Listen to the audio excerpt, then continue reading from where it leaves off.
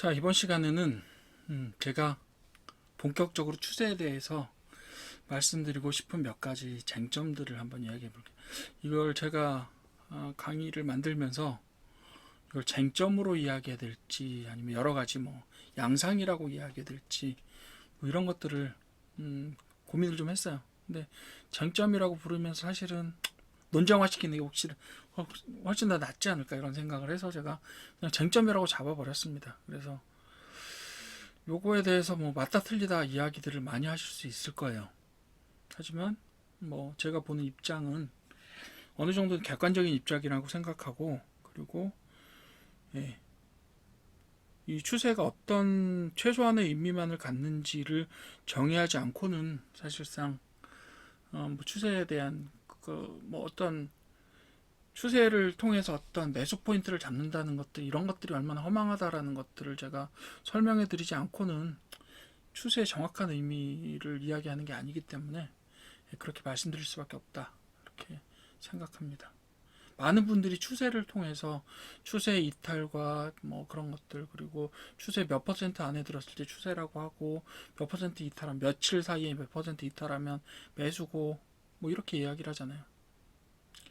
근데 그런 것들이 다들 보면 맞는 경우들이 잘 없어요. 실제로 맞는 경우들이 잘 없고요. 추세는 예측 수단이 아닙니다. 모든 사람들이 다 그렇게 이야기하고 있어요. 심지어 추세를 따라서 매수를 하는 기준으로 사용을 하라고 이야기하는 사람들조차도 추세는 사후적인 의미만 가진다라고 얘기를 해요. 모순되죠, 서로. 상호 모순된 얘기를 어떻게 그렇게 책이나 그 안에다가, 컨텐츠 안에다가 이야기할 수 있는지 저는 좀 이해가 안 가지만 어쨌든 간에 그렇습니다. 첫 번째 쟁점부터 이야기를 한번 해보시죠. 첫 번째로, 추세는 발생한 이후에야 발견하고 정의할 수가 있다. 이거 맞는 얘기죠. 정확합니다. 추세는요, 발생한 이후에는 누구나 할 수 있어요. 아까 좀 전에 삼성전자에서 추세 그려보셨죠? 네, 누구나 할 수 있습니다. 하지만 자, 좀 전에 보셨던 내용이에요, 이게. 예, 그렇지만 여기에서 요 삼성전자의 며칠간의 주가의 추세를 살펴보고 앞으로 얘가 올라갈지 내려갈지 횡보할지 예측하실 수 있는 분이 있어요? 추세를 아무리 100년을 연구하신다고 하더라도 그걸 예측할 수 있는 사람은 없어요. 그리고 여러분들이 만약에 세력이라고 생각해 보세요. 어떤 저기를 통해서 개미를 털어서 수익을 얻어야 하는 세력이라고 한번 가정해 보세요. 자, 이런 추세가 형성되었으니 이렇게 가는 것이 좋겠다라고 모두들 이야기해요. 그럼 그대로 하겠어요? 그대로 해서 개미 털 수 있겠어요? 못 털어요. 반대로 움직입니다. 반대 방향으로 움직여요. 그죠?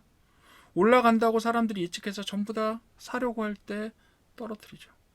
그리고 떨어진다고 생각할 때 다시 올리죠.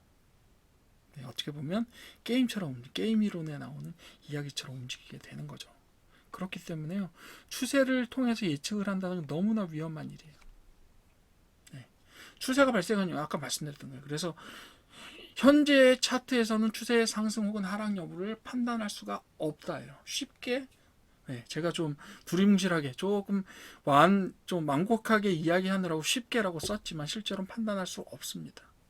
그 두 번째로, 상승 추세는 강하게 오르고 약하게 하락 조정하고, 그리고 하락 추세는 강하게 하락하고 약하게 상승 조정한다. 그렇죠? 위아래로 흔들리는 그런 진동을 표현할 때 이렇게 이야기를 하죠. 자, 근데 제가 이 말을 한번 뒤집어 보고 싶어요. 어때요? 강하게 상승하고 약하게 하락 조정하는 것을 상승 추세라고 불러요, 우리가. 그리고 강하게 하락하면서 약하게 상승 조정하는 걸 우리가 하락 추세라고 불러요. 선우가 바뀐 거예요. 선우가 바뀌었다. 상승 추세에서 강하게 오르고 약하게 하락 조정하는 게 아니라요, 강하게 오르고 약하게 조정하는 현상을 보고 우리가 상승 추세라고 부르는 거예요. 그걸 아셔야죠.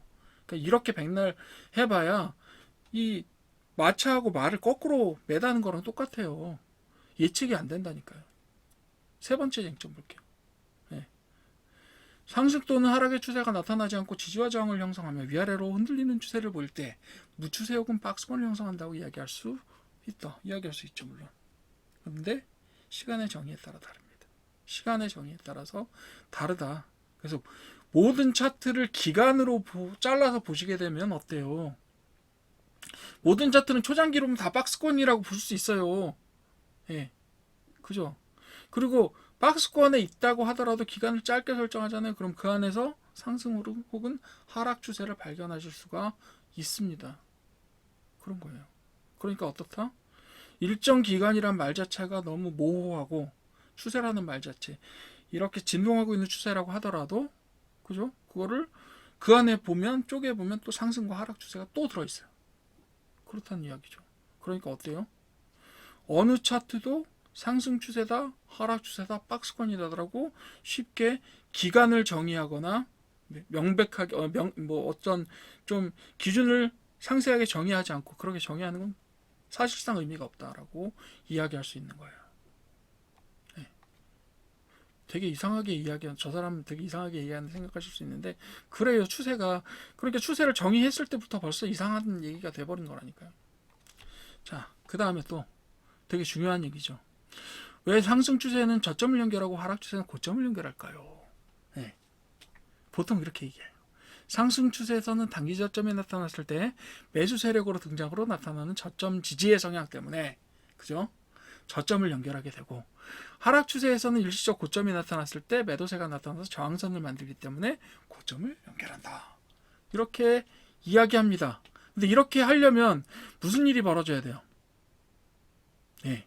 단기 저점이 나타났을 때 매수세가 나타나서 일정하게 뭐가 나타나야 돼요? 거래량의 변화가 나타나야 돼요. 거래량의 변화가 나타나요. 그죠? 마찬가지로 그렇게 돼야 되는 거죠. 하락 추세도 마찬가지. 하락 추세에서도 뭐 마찬가지가 되는데요. 자, 근데 거래량 여러분도 한번 보세요. 한번 분석을 한번 해보세요. 그럼 어떻게 되게요? 상승시든 하락시든요. 단기 저점에서 거래량 증가가 나타나는 경우는 거의 없어요. 어때요? 단기 고점에서 항상 거래량 증가가 나타납니다. 그렇기 때문에 뭐라고 할 수가 있어요? 이거 저점에서는 매수세가 등장한다고 했는데 거래량이 늘어나질 않아요. 그러면 거래량이 늘어나지 않고도 뭐 반등이 될 수 있는데요라고 얘기하실 수도 있죠. 그렇지만 상식적으로 생각해 보세요. 거래량이 발생해야 사실 반등이 일어나는 거잖아요. 그죠? 그러니까 이거는 가설 자체가 유의하지가 않더라고요. 어떤 주식에 대입을 해봐도 이거는 좀 말이 안 돼요. 그렇게 보시면 될 것 같고요. 그리고 마지막 이제 저기로 볼게요. 추세는 길어질수록 강력하기 때문에 추세의 단기 조정 지점은 매수 포인트가 된다. 이렇게 얘기를 하죠. 추세는 길어질수록 강력하기 때문에 단기 조정 지점이 매수 포인트가 돼요. 자, 단기 조정 지점이라고 생각하는 지점이 왔어요. 왔습니다. 그러면 어떻게 돼요? 그 시간에 여러분들이 지금까지 박스권에서 움직였는데 그게 이탈인지 아니면 박스로 다시 돌아가기 위한 움직임인지 알 수 있어요. 어떤 분은 그렇게 얘기하죠. 충분히 박스권에서 이탈했다라는 신호를 보고 일정 기준 이상 하락했을 때 매수하거나 아니면 상승했을 때 매수하라고 하죠. 그죠? 상승했다가 다시 돌아오면 하락했다가 폭락하면 어떻게 할 건데? 추세는 사후에만 그릴 수 있고 예측력이 작기 때문에 단기 조정인지 추세의 변화인지 판단할 근거가 존재하지 않습니다. 그래서 추세가 아무리 길어진다고 하더라도 그 순간에만은 어때요? 판단할 수가 없어요. 아무리 긴 횡보의 장을 왔다고 하더라도 폭등할 수도 있고 폭락할 수도 있어요. 그렇기 때문에 예측할 수가 없어요. 그거는 추세가 사후에만 그려진다라는 추세의 원래의 기본적인 어떤 정의에 관련돼서 예측하는 것 자체가 추세라는 것의 정의를 위배하는 그런 상황이 되는 거죠. 그래서 여러분들 제가 지난 시간에도 뭘 말씀드렸어요? 봉 하나의 어떤 의미, 봉 하나의 어떤 내용들을 가지고 상상을 발휘할 수는 있고요. 상상력을 발휘할 수는 있어요. 그렇지만 판단의 근거로 삼을 수 없다라고 말씀을 드렸었죠. 추세는 더 모호합니다. 차라리 봉은요, 일봉, 주봉, 월봉이라는 기간 기준이 있어요. 그렇지만 추세는 어때요? 기간 기준도 없어요. 그저 그림을 보고 이해할 수 있을 뿐이에요. 그림을 보고 이해할 수 있을 뿐이에요. 심지어 봉 차트에서는 추세가 좀 잘 나타납니다. 네. 근데 어떻게 해요? 선 차트 같은 것들은 좀 모호해져요. 점점 더. 왜냐하면 선 차트 같은 경우는 종가만을 나타내기 때문에요. 추세선을 종가를 기준으로 그리는 방법 외에는 방법이 없고요. 네, 그렇게 보시면 되겠고요. 네. 그래서 여러분들이 보셨던 것처럼 아까 그 추세도 제가 이렇게 그림을 그려서 했지만 실제로 엄밀하게 그리려면요. 종가는 종가 기준으로 시가는 시가는 시가 기준으로 이렇게 그리다 보면요. 추세선 그리기가 그렇게 나름대로 쉽지 않다는 것도 발견이 되실걸요. 네, 그렇게 보시면 돼요. 이게 봉 차트 가지고 이렇게 그렸지만 실제로는 어때요? 여기서 이렇게 나타났다고 하지만 실제로 시가가 이거고 종가가 이거잖아요. 그죠? 그리고 여기 종가는 뭐예요? 여기잖아요. 그러니까 여기에서 시가 종가를 잇는다면 여기와 여기를 잇고 다시 이렇게 이어야 되는데 그거 좀 이상하지 않아요? 네, 기준이 달라지잖아요. 그죠?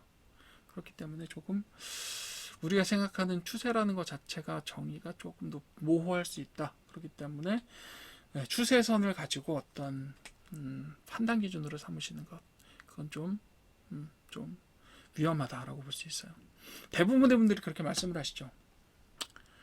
그 차트를 기술적인 분석이라고 보통 그 펀더멘털 즉 기업의 어떤 가치나 이런 것들을 평가할 때 기본적인 분석을 한다라고 기초 분석이나 기본적인 분석을 한다라고 이야기를 하잖아요. 그래서 기술 분석을 하시는 분들은 이 차트만 가지고 매도와 매수의 어떤 시점들을 찾아낸 연습을 통해서 그것이 가능하다라고 많이 이야기들 하세요. 고수가 되고 경험들이 쌓이면 그런 부분들에서 판단의 근거들이 나온다라고 이야기를 하시잖아요. 저는 만약 기술적인 분석이 그런 식으로 가능하다라고 하면 제가 학생들한테 가르치고 있는 인공지능적인 방법을 썼을 때 훨씬 더 사람의 경험보다 더 나은 방법을 발견해낼 수 있다라고 생각해요. 순수하게 기술적인 방법은요. 그렇다고 생각합니다. 그렇다고 기술적인 방법을 무시하지는 않아요. 가격의 움직이라는 것은 타이밍이라는 굉장히 중요한 문제이기 때문에 여러분들이 모르시면 안 됩니다. 하지만 여기에 의지하시면 굉장히 위험해요. 굉장히 위험합니다. 그것만 알아두시면 돼요. 그래서 캔들도 캔들만 가지고 판단의 근거가 되지 못할 뿐만 아니라 추세는 더 위험합니다. 더 위험해요. 그렇기 때문에 여러분들이 추세를 가지고 매매를 결정한다? 그거는 조금 여러분들이 주의를 하셔야 되지 않을까라고 생각을 합니다. 왜요? 추세만큼 앞으로 예측력을 갖지 못하는 수단은 없기 때문에 차라리 복만도 못합니다. 저는 그렇게 생각해요. 그렇게 보시면 되고요. 그러면 추세를 이렇게 보는 게 무슨 의미가 있을까라고 생각했죠. 추세를 보는 것의 의미는요, 여러분들 그런 말이 있어요, 여러분들. 열심히 한다고 해서 다 성공하진 않죠. 근데 성공한 사람 중에 열심히 안 한 사람은 없어요. 이 추세도 마찬가지입니다. 여러분들 급등하는 주식은요, 다 상승 추세를 타고 올라갑니다. 그렇지만 상승 추세에 있다고 해서 혹은 상승 추세를 몇 번 만났다고 해서 걔가 좋은 우리가 투자할 만한 어떤 매수할 만한 시점을 이야기해 준다고 말할 수는 없어요. 그런 겁니다.